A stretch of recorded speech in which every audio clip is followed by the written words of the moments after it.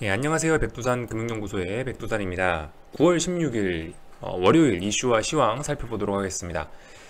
우선은 오늘 시장 가장 중요한 건 지금 현재 시장의 그 가장 핫한 이슈는 뭐냐면요. 국제유가 급등입니다. 국제유가가 급등을 너무나 많이 한 나머지 그런 게 있는 거죠. 기름값이 너무 비싸면 경제 성장률이 둔화가 된다라는 그런 논리에 의해서 지금 현재 시장이 빠지고 있는 겁니다. 한 가지 더 시장이 빠지는 이유를 말씀드리자면 간단해요. 9월 초부터 추석까지 많이 올랐기 때문에 빠지는 겁니다. 아시겠죠? 9월 초부터 해서 추석까지 무리하게 많이 올랐던 부분에 과잉되는 것이 지금 해소되는 과정 중이고, 그 재료로서 국제유가가 급등했다는 것이 하나의 이슈라고 말씀을 드릴 수가 있을 것 같습니다. 제가 원래 항상 보통 아침 7시 반이나쯤 되면 눈이 떠지는데, 항상 아침 일어나서 선물을 봅니다. 선물을 보면서 시작하는데 깜짝 놀랐어요.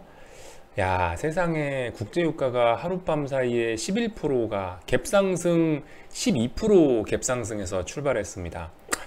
저는 오늘 저녁에 이거 아무래도 팔 것 같습니다. 왜냐면은 보세요. 이게 적당히 올라야 되는데 그러니까 결론적으로 지금 말씀드리자면은, 우선은 사우디아라비아 테러와 관련된 부분, 그 이슈는 제가 봤을 때 생각보다 빨리 진화가 될 것 같다는 생각이 듭니다. 생각보다 빨리 그 불안감이 가라앉을 것 같다는 생각이 드는 게요. 일단 보시면은 그 아침에 갭상승 12% 라는 얘기는 뭐냐면은, 이미 사우디아라비아에서 이 정도 되면 무슨 얘기냐면은, 전 세계 수출량의 5%가 한 번에 지금 사라졌다라고 말씀드렸지 않습니까? 근데 지금 국제유가 아침 시초가에 12% 올랐으면은, 쉽게 말해서 제가 봤을 땐 이 시초가에 이미 다 사우디 테러 진짜 최악의 상황까지 제가 봤을 때 이미 다 국제유가에 반영된 게 아닌가라는 생각이 좀 듭니다. 진짜 우려했었어야 될 거는 뭐냐면은, 이럼에도 불구하고 국제유가가 얼마 안 올라가지고 갭상승 5% 정도 시작해가지고 이렇게 양봉 스물스물 올라가고 있으면 이런 건 이제 진짜 위험하다고 생각이 됩니다만은, 근데 지금 보시면 모양이 그게 아니죠. 아침부터 갭상승 12% 해가지고 심지어 장중 15%까지 올랐다가 아래 꼬리를 달고 밀리고 있습니다.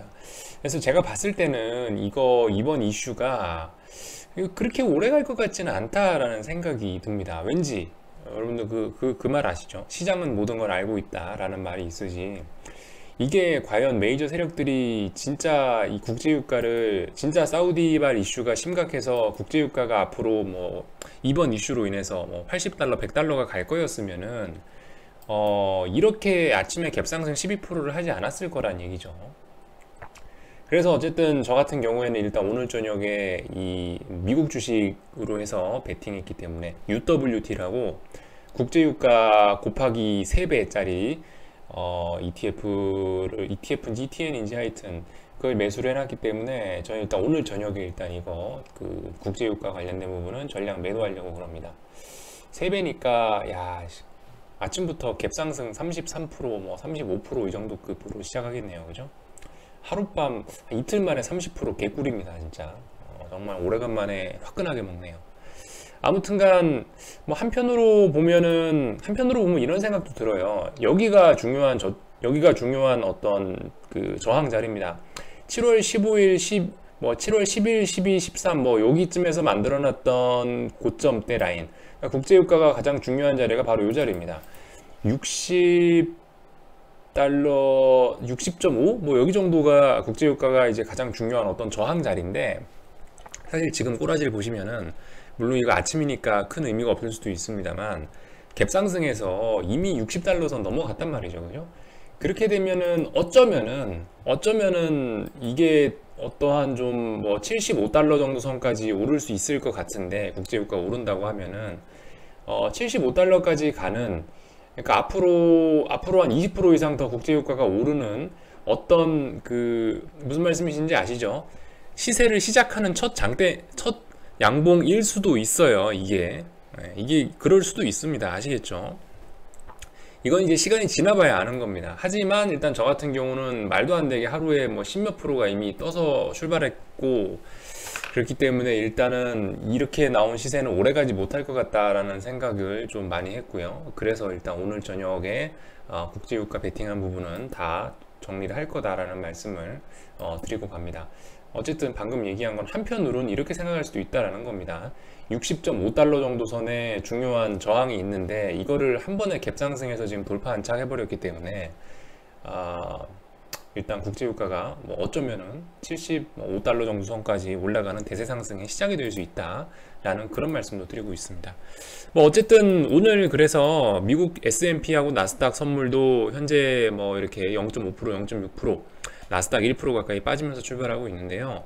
결국 국제유가 때문이에요. 제가 봤을 땐 그게 재료입니다.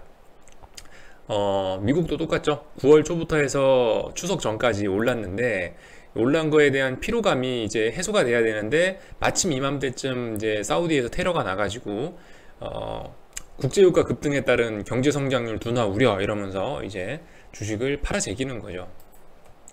근데 제가 봤을 때는 여러분들 별로 그렇게 신경 쓸 건 없을 것 같습니다. 지금 어떤 마인드를 가지셔야 되냐면은 이제는 좀 강세장 마인드를 좀 물론 이릅니다. 여러분들이 지금 뭐 이 상황에서 강세장 마인드를 가지라니 미친놈 아니야 이렇게 생각하실 수도 있지만은 근데 조금 이제 제가 봤을 때는 마인드를 조금 바꿔놔야 될 것 같아요. 약세장 마인드. 저거 보나마나 주식 저렇게 옆으로 기면 또 빠지겠지. 뭐 저러다가 빠지겠지. 이런 게 약세장의 마인드라면은 지금은 뭐냐면은 약간 좀 강세장 마인드를 갖고 가야 될 것 같은 게 뭐냐면은 야 조정 나온다 매수, 조정 나온다 매수, 조정 나온다 매수. 무려 3%나 조정받았네 매수, 5% 조정받았는데 매수, 이런 식으로 접근을 해야 될 것 같다는 생각이 듭니다. 물론 아직까지 지금 현재 이 지수가 빠지기 시작한 흐름이 이게 마무리됐다고는 얘기를 할 수가 없습니다. 왜냐면은 이번 주 후반에 중요한 이벤트가 있죠. FOMC 중요한 이벤트가 있습니다. 이번 주 목요일날 우리나라장에 영향을 미칠 건데요. 9월 19일 목요일날에 우리나라장에 영향을 미칠 거라서 재수가 없다면은 19일까지 시장이, 그러니까 19일, 18일 정도까지는 시장이 약세를 보일 가능성이 있겠습니다. 뭐 어쨌든 봐야 되는 부분입니다만은 어쨌든 뭐 그리고 지금 현재 풋옵션 같은 것도 보시면은 양봉 달고 올라오고 있죠. 이거 지수 빠지겠다는 겁니다. 만약 종가까지 이대로 간다면 앞으로 지수 조정 나오겠다는 거예요. 근데 어쨌든 여기서 여러분들이 좀 보셔야 될 거는 뭐냐면은 마인드 좀 바꾸시라는 겁니다. 마인드 바꾸시라는 얘기. 이게 얼마 전까지만 해도 진짜 악재 폭탄이 쏟아지면서 여기 7월 말쯤부터였죠. 7월 말쯤부터 악재 폭탄 쏟아지면서 8월 달에 아베가 찬물 끼얹으면서 뭐 지수가 완전 개박살이 났었는데 사실상 이때 9.11 테러 같다라는 말씀 드렸습니다.